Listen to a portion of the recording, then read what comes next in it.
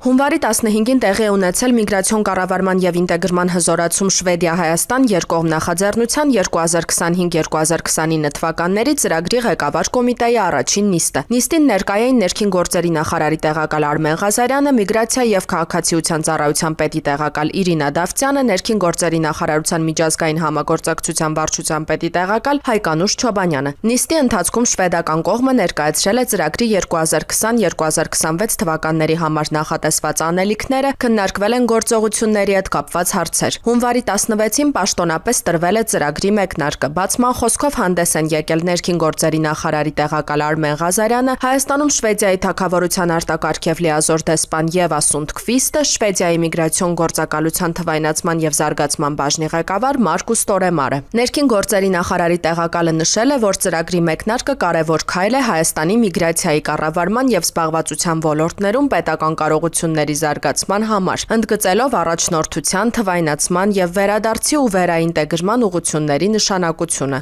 Ծրագրի մեկնարկը կարևոր իրադարձություն է մեզ համար, որովհետեւ բավականին երկարաժամկետ ծրագիր է, ֆինանսական բավականին լուրջ կարողություններով, որը հնարավորություն կտա զարգացնել Հայաստանի պետական մարմինների կարողությունները ինչպես միգրացիայի կառավարման ոլորտում, այնպես էլ զբաղվածության ոլորտում, որը արմատականորեն կապված է